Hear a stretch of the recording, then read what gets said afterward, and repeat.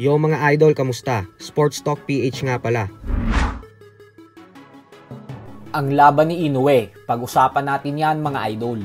Ngunit bago ang lahat ay huwag kakalimutang mag-subscribe at i-click ang notification bell button for more sports talk. So naganap na nga po kanina lamang ang bigating world title fight sa pagitan ng current WBA Bantamweight World Champion Takuma Inoue at ng undefeated challenger na si Seiya Tsutsumi.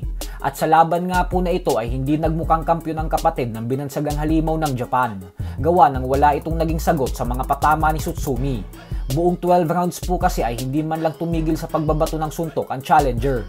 Kaya naman hindi talaga nakaporma ang kampyon. Bukod dyan ay bumagsak din ito sa round 10. Kaya naman nakuha ni Tsutsumi ang panalo via unanimous decision sa score na 114 to 113, 115 to 112 at 117 to 110. Siya na din po ngayon ang bagong WBA Bantamweight World Champion at umabante na din ang kanyang napakalinis na record ngayon sa 12 wins with 8 knockouts at walang talo.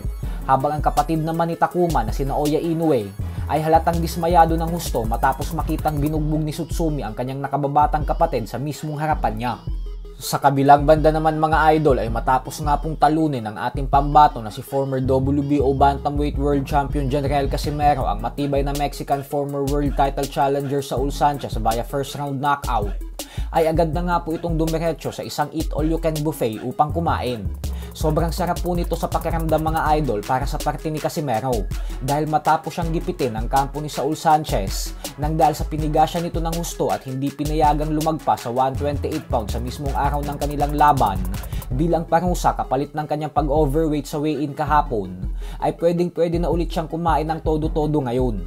Ayon naman sa mga fans ay ang pinakamalaking pagkakamali umano na ginawa ng kampo ni Sanchez ay dahil ginutom daw ng mga ito ng husto ang angas ng Pinas. Kaya naman dahil sa sobrang gutom na si Casimero, kaya ang naging resulta ay si Sanchez tuloy ang kinain ito ng buhay sa ibabaw ng lona.